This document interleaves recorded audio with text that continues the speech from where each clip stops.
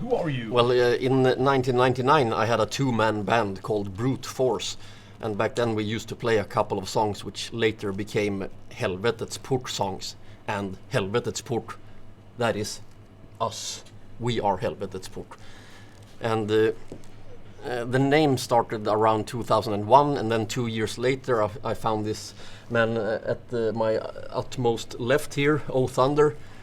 And during the course of several years we got more and more members, all the way up until 2015 when we finally became a 5-piece band, thanks to this gentleman. And then we had one member change in 2018, I think, when this man joined the group. Earthquake is his name. Yep. And well, as for our style, we play an old style of music. We aim for an old sound because I think that is objectively the absolute best sound. And as for the songs themselves, I can't say that we're trying to emulate something from the past really, because all our influences are old, and I for one have hardly even heard any records from the 21st century, so it kind of naturally becomes quite an old sounding music also song-wise.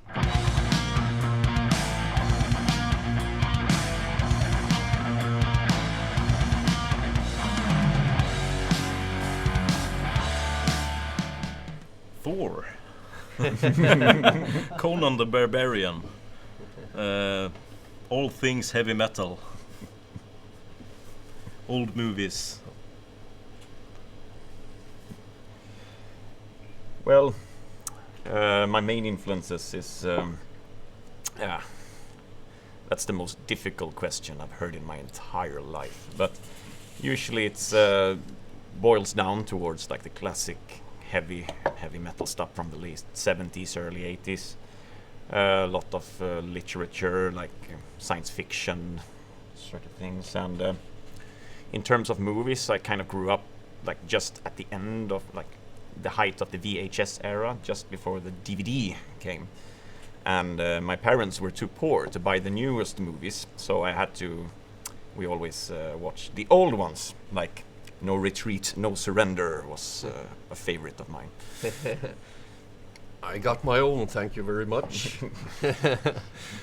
Well, my main influences when it comes to music are, well, bands like Gotham City and Heavy Load, of course, and also bands like Kim Six, Tokyo Blade, the English Tyrant, both of them actually.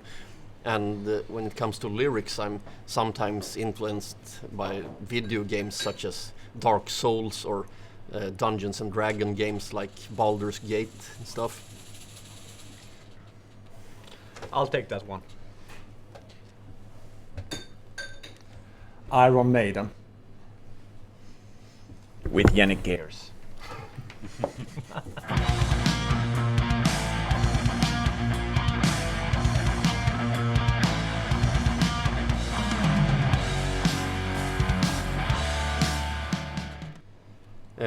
Well, my own definition, I think, would be a bit narrower than what is generally accepted. I see it as straight up classic heavy metal, like not thrash or speed or overt power metal.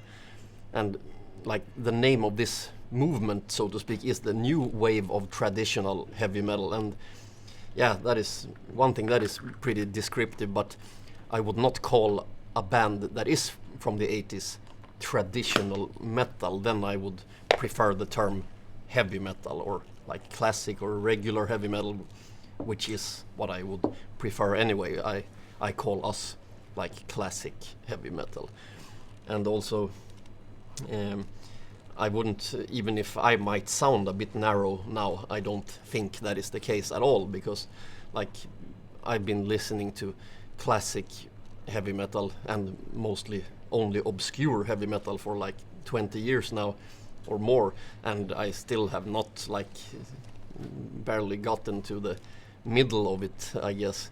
And when it comes to creating that music yourself, we have barely scratched the surface of it, because I think it's so multifaceted that you don't at all have to think that you've locked yourself into like a narrow path.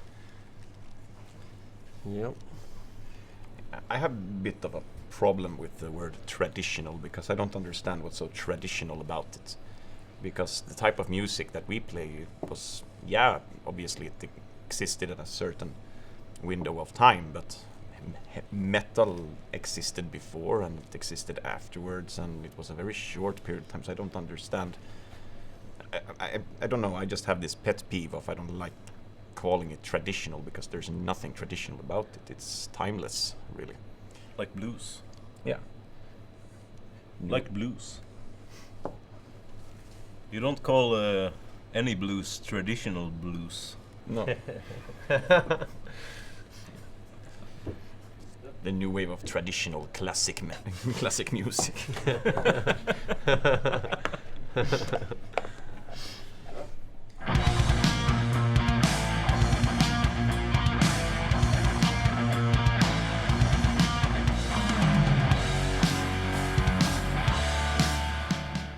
Inspired, I think.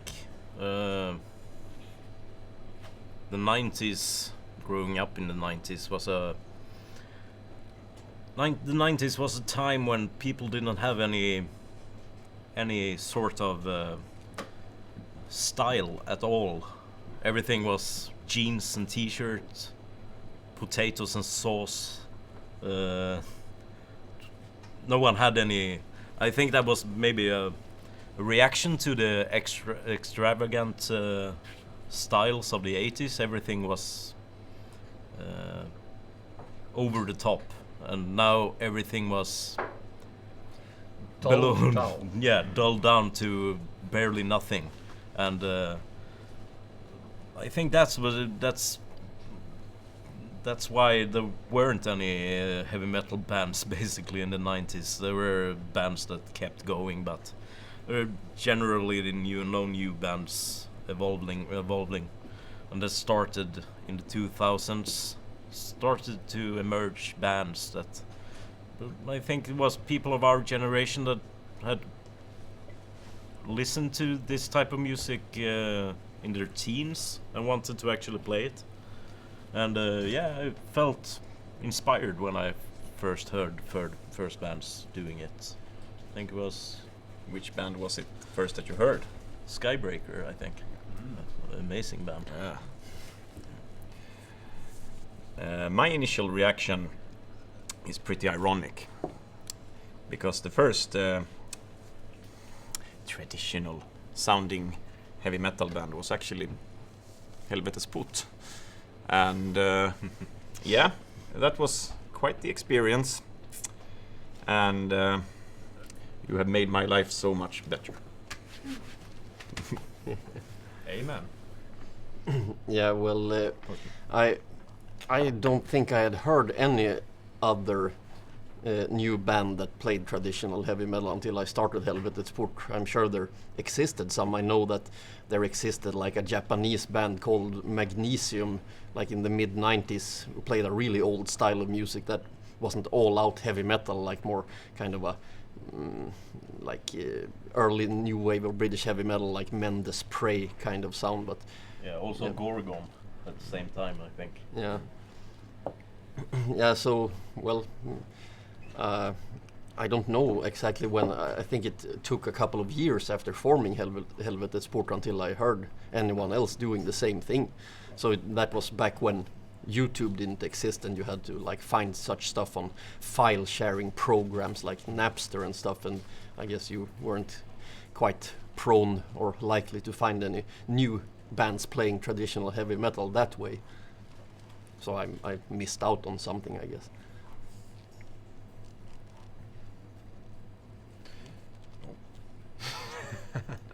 You have to say something. Jag har inget att tillägga. No comments. Jag hittade Helvetets Port. Yeah baby.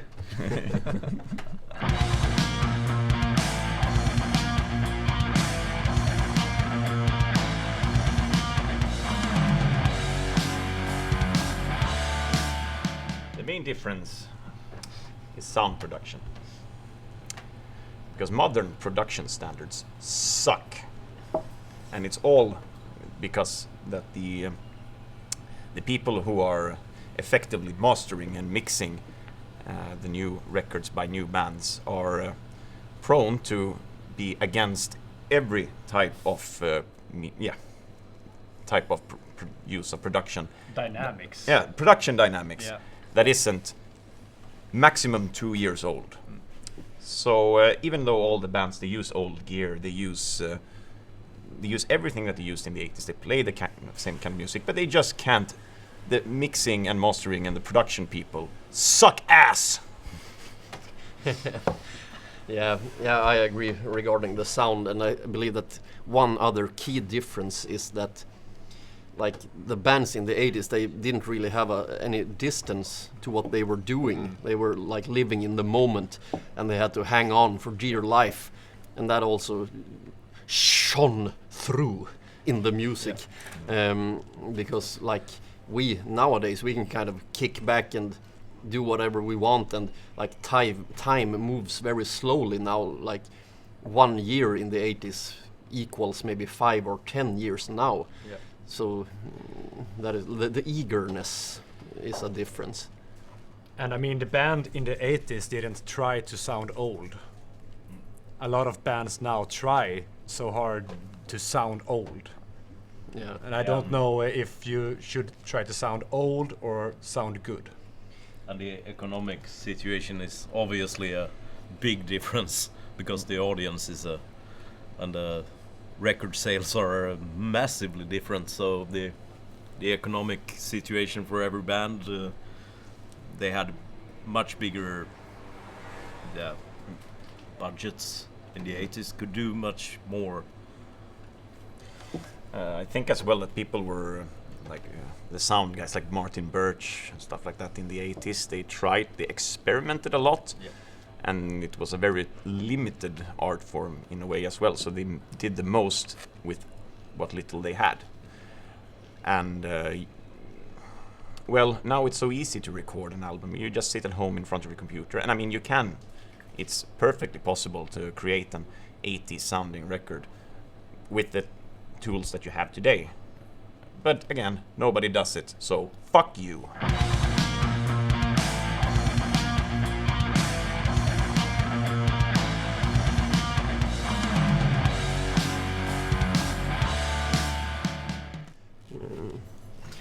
Well, at around the year 2000, regular heavy metal pretty much didn't exist. Like, there were no current bands playing it, and I felt like there was this gaping hole that just needed to be filled. So, I mean, even if I wasn't the best musician or vocalist in the world, I just wanted to do it so badly, because I couldn't understand why people, there were friends and other people who liked classic heavy metal, but none of them played it themselves. They always played in like black and thrash metal bands, and I couldn't really understand why. And I guess it's also maybe easy for someone who is just starting out to play maybe a noisier form of music. So, well, I guess we went in the deep end straight away when I was a youngster. Yeah, and I think the thing that most of us in the band have in common is that we all come from pretty isolated areas around the country, and you're not very prone to influence from the mainstream world, so to speak.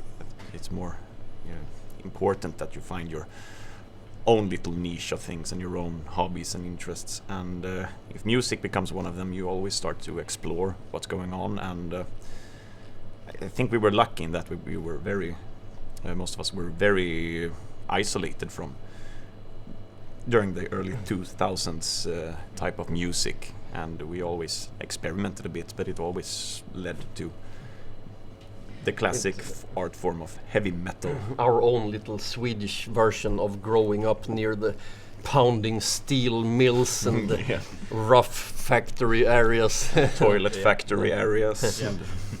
Well, I think as Swedes we got some kind of melancholy within us that comes through in the music, I would say. And one thing I find funny is that I mentioned earlier about most people playing death or black or thrash metal like 20 years ago. Maybe that's still the case, but for some reason in the mind of the general populace, death metal is still somehow the definition of metal. When you say to someone that you play in a metal band, they immediately go, "Oh, is that?" And you have to explain over and over again. And of course it could be the other way around, that when you say that you play metal, someone might say, "Oh, well, shouldn't you be in the Melodifestivalen, the big Eurovision Song Contest like Lordi?" And so people don't really have a grasp of what regular classic heavy metal is, and that's also a driving force to play it as truly as possible, to really get the message across and show people that this is the best music in the world. I think as well it's very common misconception that a lot of people think that playing hard music is always about taking everything to the musical extreme of things, and that's not necessarily the case. Absolutely. Me and Earthquake over here, we actually grew up together, and we used to play bands together when we were kids and teenagers and stuff like that. And Pretty extreme. very extreme, but that's when you're 15, 16 years old is one thing, but when you start to develop more musically and you gain more generalized interests and much more bigger conception of the art form of playing music, then you sort of have to narrow it down to something that really matters to you and something that is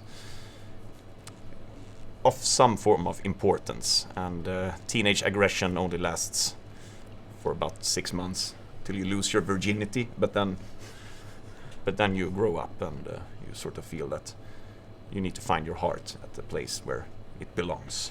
Definitely. Yeah. I think for many people it was more difficult to start a traditional heavy metal band back then, because it was harder to find other people that wanted to do that. And the more bands there are, the easier it is to find other musicians that want to do the same thing.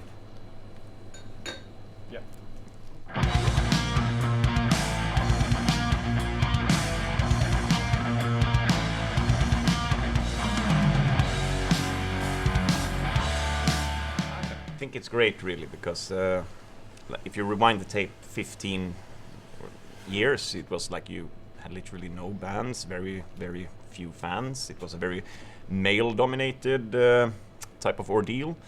But now, it's great that it's reaching out to more people, and a lot more. You get a lot of new and younger fans coming into the mix, and I know there are the type of people that think that, no, I want to have my heavy metal for myself. But if you're playing a band, you're shooting yourself in the foot, really, because, come on.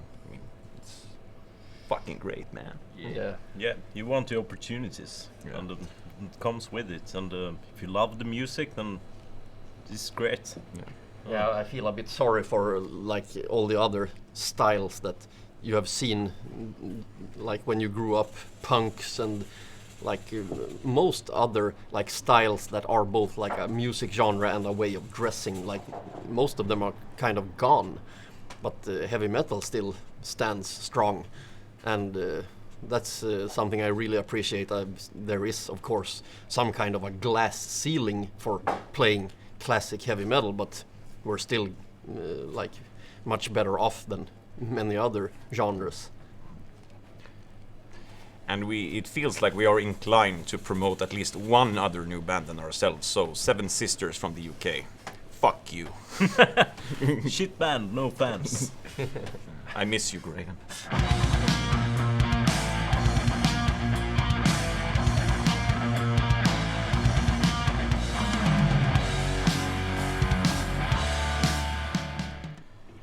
Your girlfriend said otherwise. To say that an art form isn't relevant, that's irrelevant. Yeah, well, and as for elitism, well, I don't really come across it myself, but then again, I might not have the interpretative prerogative, as they say. But I don't think that any possible elitism would be like a barrier for people to get into this kind of music, because I think that simply discovering it and figuring out what it's all about, that should be the first step.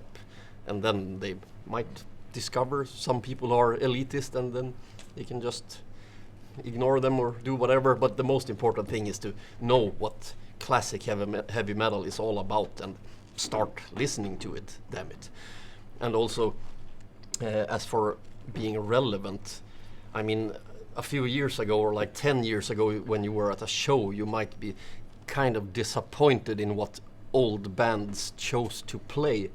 But I have noticed more and more over the past few years that when an old band with a varied discography plays live, they kind of have figured out what really counts.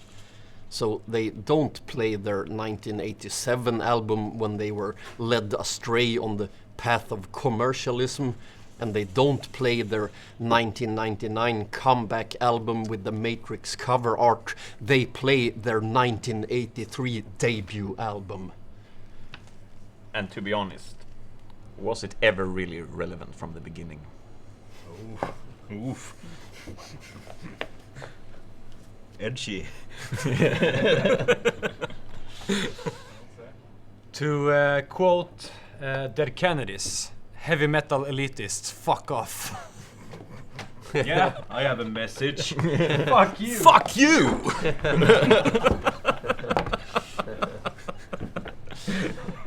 Ja. Vad härligt om vi hade bränt hela jävla bordet där. Cut!